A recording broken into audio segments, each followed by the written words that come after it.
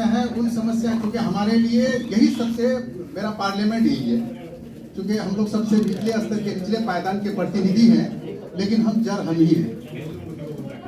Parliament में सबसे बड़ा बड़ा कानून पारित होता है, लेकिन पार्लियामेंट पैर के टहनी के ऊपर है। लेकिन हम लोग निचले पायदान पे है ना, तो हम लोग जड़ हैं। सारी बातें हम ही से, मजबूती हम ही है। अब हमारे यहाँ हम जो बात कह रहे हैं वो ये बात है कि चूंकि सिर्फ थाना ही का मामला नहीं है, हम लोग का सबका भी मामला है, सभी जनप्रतिनिधियों का भी मामला है, सबके कोऑर्डिनेशन की भी जरूरत है। और वो सबसे ज्वलंत जो मुद्दा है वो ये है कि हमारे यहाँ हमारा जो बच्चा है, जो युवा पीढ़ी है, वो जिस ओर अभी जा रहा है, हमारे यहाँ सबसे ज्यादा चलन है वो स्मैक का चलन है। और ये स्मैक का चलन, इसके बारे में भली भांति लोगों को पता भी है कि कहाँ कहाँ पे स्मैक बिकता है, कहाँ कहाँ पे इसका अड्डा है। अभी हम आपको बता रहे हैं कि थाना क्षेत्र अंतर्गत जैसे पुराना ब्लॉक के नजदीक खटाल के पास ये स्मैक का अड्डा है। दूसरी बात है, गोश्त हट्टी जो है बहादुरगंज में, आटगरा मस्जिद के निकट गुज्जर खाना, और एक जगह है गोपालपुर। ये कई ऐसी जगह है जहाँ पे स्मैक का बड़े पैमाने पे बिक्री वगैरह होता है, यहाँ पे अड्डा है। और जिस हिसाब से अभी इसकी बिक्री हो रही है, आने वाले दिनों में अगर हम लोग इसको नहीं संभाल पाए, अगर इसको हम लोग रोक नहीं पाए, पुलिस की मदद से, पूरे प्रशासन की मदद से, प्रतिनिधियों की मदद से अगर हम लोग इसको नहीं कर पाए, तो आने वाले दिनों में अपने नए नस्ल को अब हम लोग संभाल नहीं पाएंगे और हमारा नस्ल बिल्कुल कमजोर हो जाएगा। इसके लिए इस मुद्दे को बड़ा गंभीरता से लेते हुए थाना अध्यक्ष के प्रतिनिधि के तौर पे हमारे अमित भाई आए हैं। आपसे भी यह है कि इस मामले को बहुत सीरियसली लेकर के जहां जहां आपको थोड़ा सा इंडिकेट किया जा रहा है, इनके अलावा भी बहुत सारी ऐसी जगह है जहां पे ये सब चीजें हो रही है। और बहादुरगंज में दारू वगैरह की भी बिक्री भी आमतौर पे हो रही है।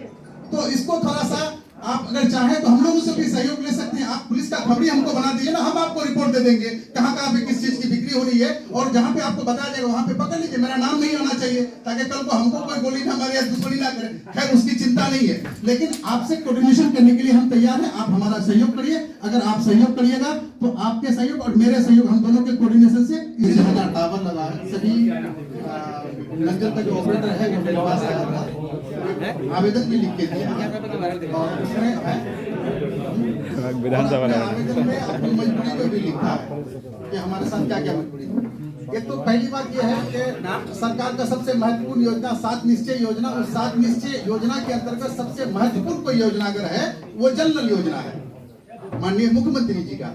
लेकिन यहाँ जो धरातल पे जो स्थिति बना के रखा है, चाहे वो पीएचईडी वाला हो या एजेंसी वाला हो, जो संवेदक है, ये दोनों की मिली भगत से इसको सबसे बदतर स्थिति में बना के रखा है।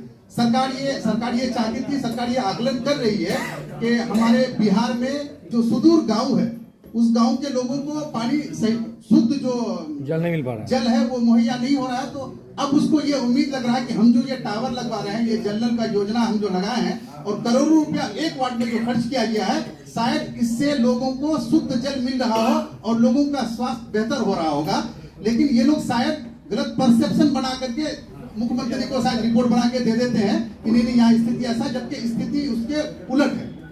ये हमारे कनीय अभियंता है और इनका कोई ऑपरेटर भी है, तो इन लोगों को बार बार ये कहा जाता है कि भाई फला जगह टूटी खराब है, फला जगह पाइप कट चुका है, ना तो टूटी उसका सही होता है ना उनका पाइप सही होता है।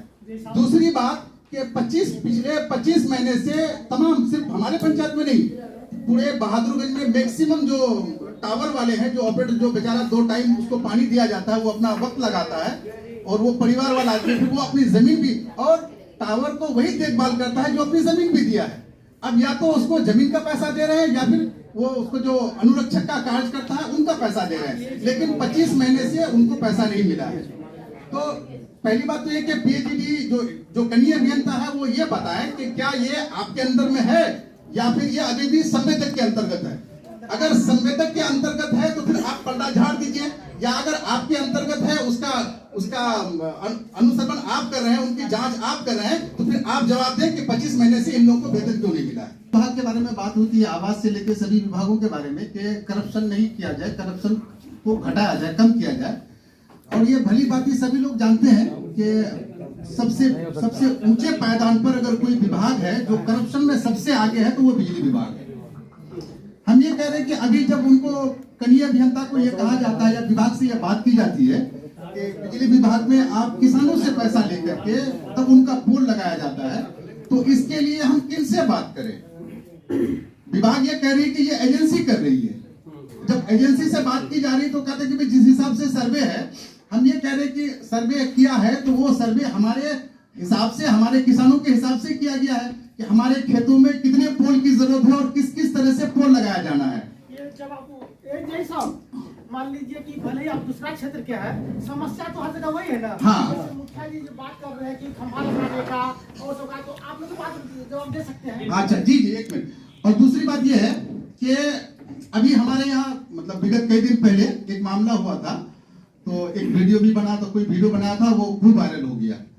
तो उसमें क्या होता है कि कोई भी प्रतिनिधि है, चाहे वो मुखिया हो, पंचायत समिति हो या वार्ड सदस्य हो, उनको इस बात की खबर नहीं होती है कि पोल कैसे लगना है और कब लगना है। लेकिन इन लोगों का साठगांठ इतना बढ़िया से बिचौलियों से होता है कि लोगों को पता भी नहीं चलता है कि पैसा कैसे वसूला जाता है। हमारे यहाँ 35,000 40,000 रुपए में बात किया, कोई मजाहिर नाम से है, बिचौलिया के तौर पे वो एजेंसी के माध्यम से वो काम करता है और हमारे वहाँ 21,000 रुपया वो आदमी कलेक्शन किया।